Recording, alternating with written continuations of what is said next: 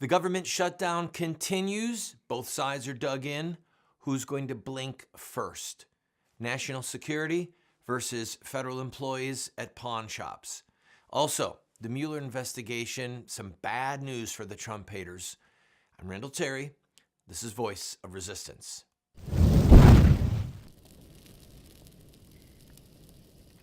Senator Lindsey Graham has turned out to be one of President Trump's greatest allies. I still don't even know what to say about that, except go Senator Graham. He has urged the president, come on, compromise, do something temporary to reopen government. And the president has said, I'm not interested. I'm not going to do it. The Pentagon just said that they are going to continue the deployment of over 2,000 troops at the Mexican border until September 30th of next year. There is still discussions about whether to use military money to continue construction of the wall. Is it going to be concrete? Is it going to be steel? So much is going on in real time. But what I want to point out to you is a couple of really germane things to keep your eye on. Number one, the left-wing media, these godless, debauched, irresponsible, deceptive, no good, good for nothing, oftentimes deceivers in the media, using lies and half-truths and omissions to deceive the American people. They are frantic to control the narrative, and slowly but surely they're losing control. The head of the Union for Border Security, all right, the Border Patrol, has come out as a stalwart supporter of President Trump. When they talk on camera, when the press has on camera somebody who is in border security at the southern border, almost with a unified voice, they are saying, we've got to have a wall. We can't do our job without a wall. That is the President Trump narrative, that the influx of hundreds of thousands of illegal immigrants every year constitutes a national emergency. It constitutes a crisis on the infrastructure of America, the hundreds of billions of dollars that are being spent to care for illegal immigrants, and the impact on our families because of illegal drugs pouring over the border, right? These are elements of the narrative that President Trump is pushing. And by narrative, I mean the storyline. What's the story here? Okay? If you're in a slave market in 1856 and you're a reporter and you're covering the sale of slaves, what's the storyline? Is the storyline that, boy, there was some really great merchandise today and Farmer Jones, plantation owner Jones, or plantation owner Smith made some excellent purchases from Africa? Or is the storyline, the abomination, the crime against humanity continues, and we watched weeping women and shaking men cry as they were sold into slavery? Those are narratives. And both narratives were used in the press. Don't kid yourself, all right? And I am comparing the reporters for the New York Times and the Washington Post and CNN and ABC. I am comparing them with the journalists who covered slavery in a positive light, okay? These are reprehensible human beings. But I digress. So the narrative is critical. Now, on one side, you have Rush Limbaugh, Sean Hannity, Fox News, Michael Savage, Mark Levin. You have a core of hardcore truth tellers in the radio world and a few on television in Fox News.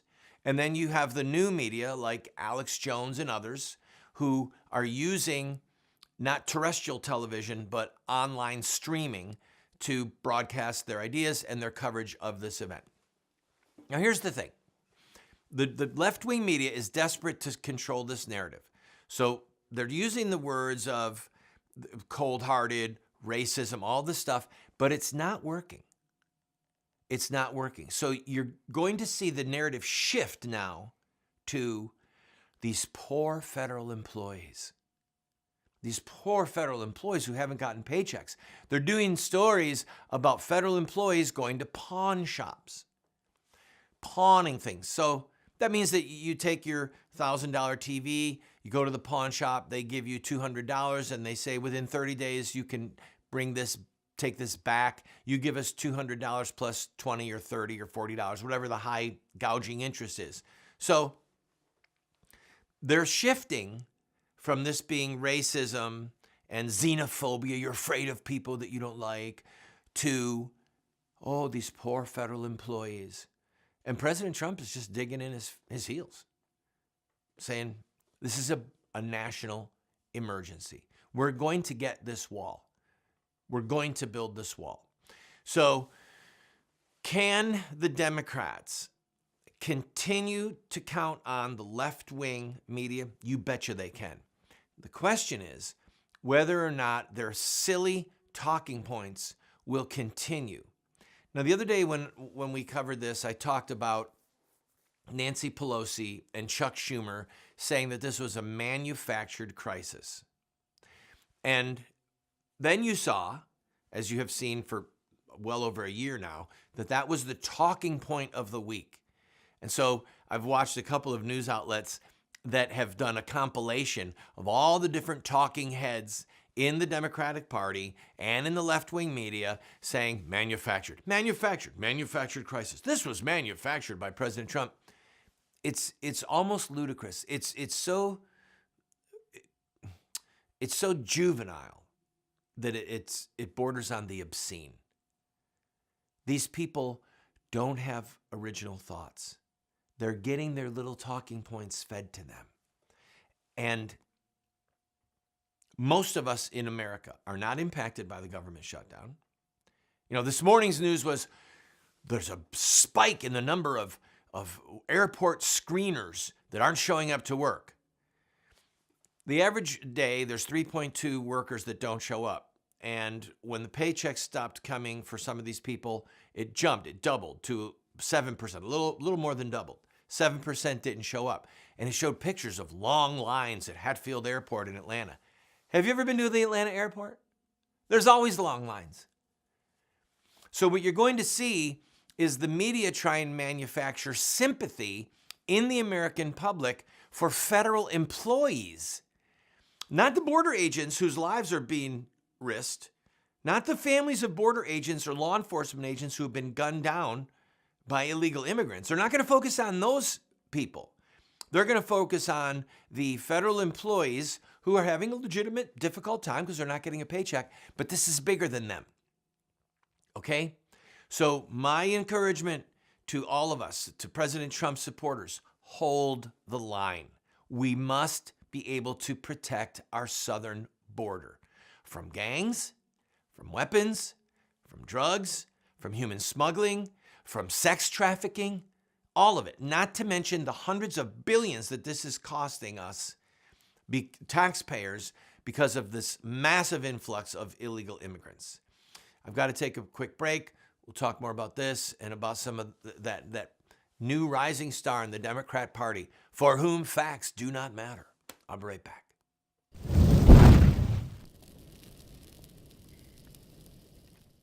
Introducing Roxy Guitar. If you're a guitar or bass player, whether you play acoustic or electric, check out Roxy Guitar.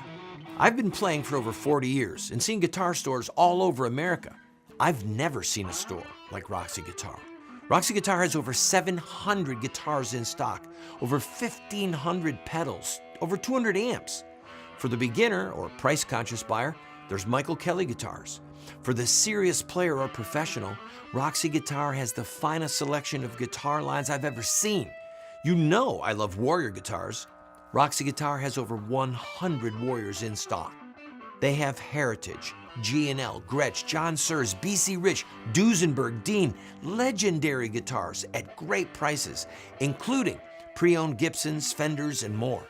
Let them know you heard about Roxy Guitar from Randall Terry and receive 10% or more off your purchase on select items. Go to roxyguitar.com.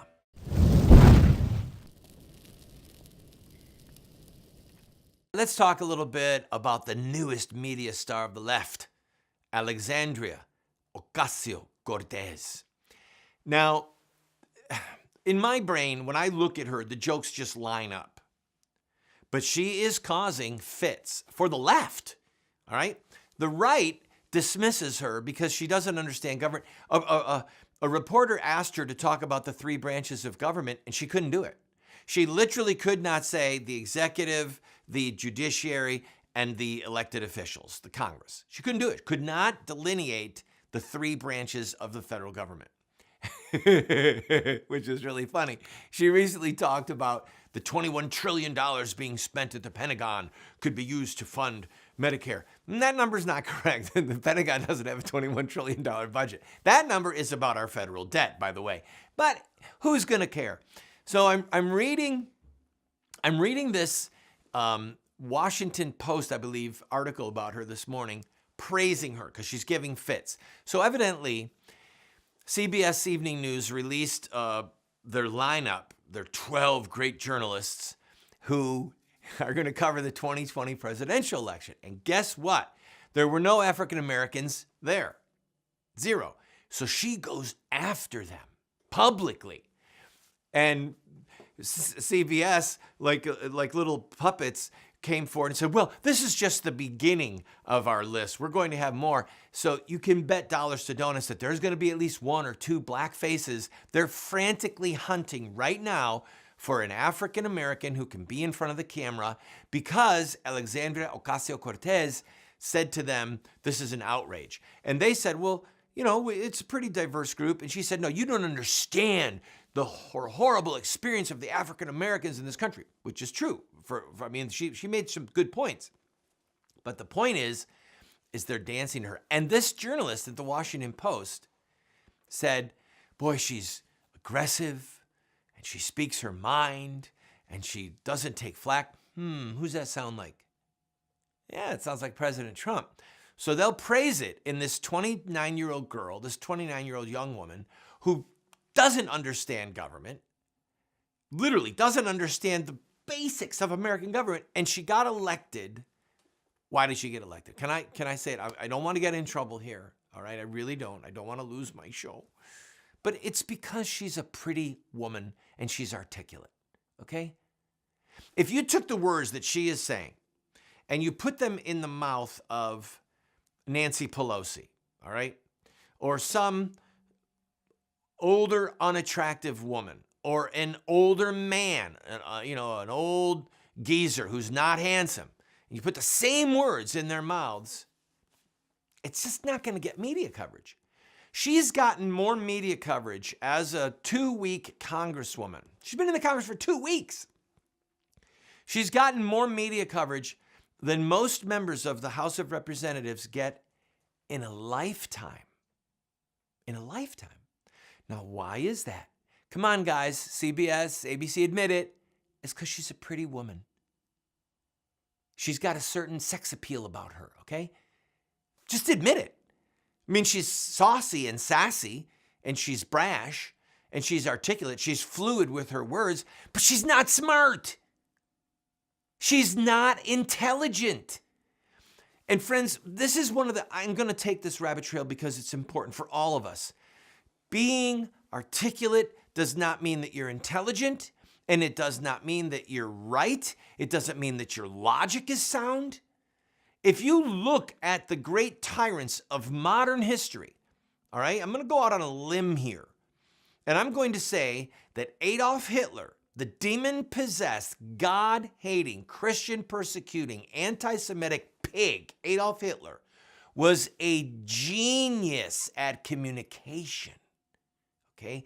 He understood the power of speech, of words, of drama. Have you ever seen the documentary called Triumph of the Will? As a German, Germans understood that. That was a play on words about Martin Luther. Martin Luther wrote the book Bondage of the Will. Bondage of the Will is about, it's basically a Calvinist view of man and whether or not we have free will in our relationship to God. We do have free will, by the way. Don't kid yourself. But he made the film, Triumph of the Will.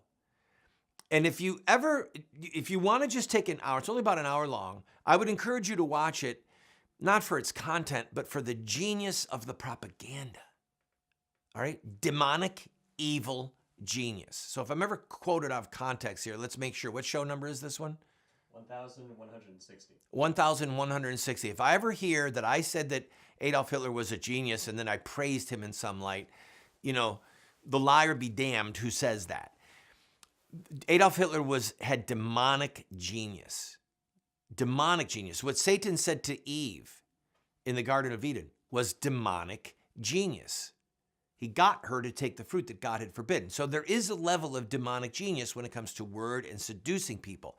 And that's the stuff that Alexandria Ocasio-Cortez is made of. Someone can be articulate. She can be articulate, smooth with her words, good in her delivery, pretty, sassy, aggressive. But she's wrong. And she's not intelligent. It's like actors and actresses. If you ever listen to some of these people talk about politics and history, if you know politics and you know history, sometimes you just cringe. I cringe with embarrassment for them. I fluctuate back and forth between cringing with embarrassment and anger at their deceit and their stupidity. Their stupidity. They're just raw stupidity. Because what have they done? They've spent their life doing what? Quoting other people's lines. That's what they do. They memorize a few lines and then they say them over and over. Cut. Do it again. This time I want you to raise your eyebrow. This time I want you to do it with a little sadness on your face. That they're actors. They're not intelligent. You know, they're not the organ grinder. They're the monkey. Yes, I'm talking about you, Robert De Niro. You're not the organ grinder. You're not an intelligent man. You're a phenomenal actor. You're a pretty good director. I've really loved some of your movies, but you're not an intelligent man. And Alexandria Ocasio-Cortez is not an intelligent woman. She's got camera appeal. I'll take a break and I'll be right back.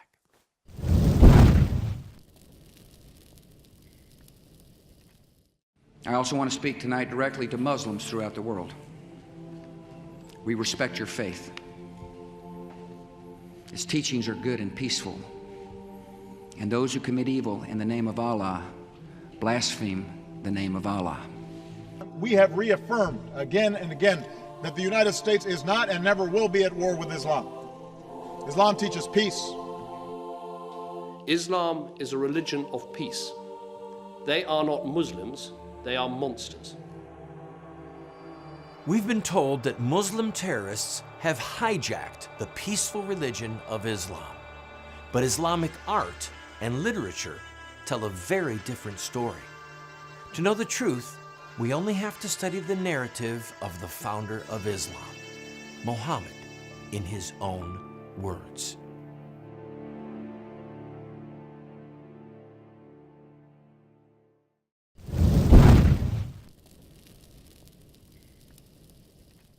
I have the privilege here of having young people around me. Sometimes it's a privilege. All of them. I have 3 young people here that are on our team that are all graduates of film school. One of them, this is really funny, is a 20-something-year-old female of Hispanic descent. And both of her parents are Hispanic, and she is a film school graduate, and she even looks a little bit like Alexandria Ocasio-Cortez. And off camera, she said to me, Randall, look, this is about what people want to look at, what they want to feel. They want to identify with this person. To which I said, not older people. She said, no, it's about the young people who went to college, got their degree, so they've been, kind of brainwashed with all this left-wing philosophy, and they look at her and they say, she's our new hero. And then one of the other film school graduates said, well, wait a minute, what about Bernie Sanders? Bernie is the old grumpy man, to which I said, Bernie knows his facts. Bernie is a self-conscious socialist, all right? Socialism is communism on the half shell. And maybe what we'll do is in the next program, we'll focus a little bit on Bernie Sanders. But Bernie is the grumpy old man, but he is articulate and he knows his facts. Now, he uses his facts to further his philosophical agenda. So here's a fact. 1.3 million babies are murdered every year by abortion. All right, that's a fact. But another fact would be, according to the philosophical agenda, 1.3 million women every year use their constitutional right to decide what will happen with their body, and they exercise that right given to them, granted to them under Roe versus Wade. So same set of facts pushed through the philosophical grid. The one grid about it being murder is correct. The other grid about it being a right is a lie. It's wrong. But the facts are there. Bernie Sanders has incredible recall of facts that he uses for his philosophical agenda. Alexandria Ocasio-Cortez does not have a grasp of facts. Just does not. Does not have a grasp of government. She knows that she's a warm and fuzzy socialist, and she knows that she wants free college for everyone. She knows she wants free healthcare for everyone. I'm not sure that she's figured out the math yet. I'm not sure that she has. But she is sassy and saucy, and boy, she is what the left-wing Democratic Party wants. She's the face to bring other unthinking, not well-read, brainwashed young people into the Democratic Party, into the Democrat Party. So she's a gold mine for them. She's not intelligent, but she's important to their agenda. I've got to take a break. Don't go away.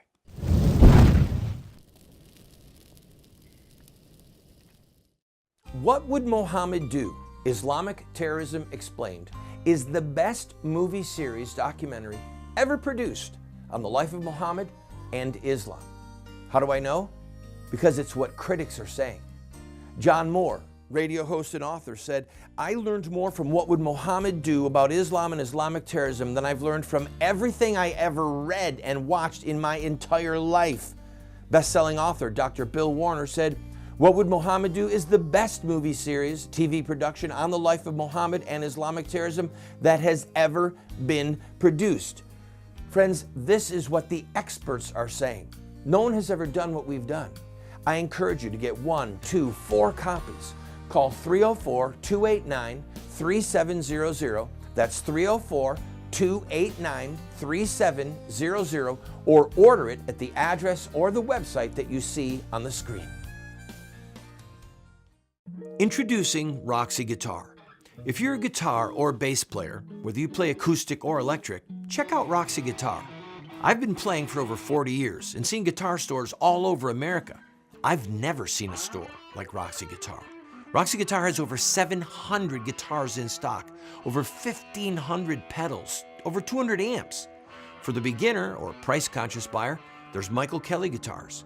For the serious player or professional, Roxy Guitar has the finest selection of guitar lines I've ever seen. You know I love Warrior guitars. Roxy Guitar has over 100 Warriors in stock. They have Heritage, G&L, Gretsch, John Sears, BC Rich, Duesenberg, Dean, legendary guitars at great prices, including pre-owned Gibsons, Fenders, and more. Let them know you heard about Roxy Guitar from Randall Terry and receive 10% or more off your purchase on select items. Go to roxyguitar.com.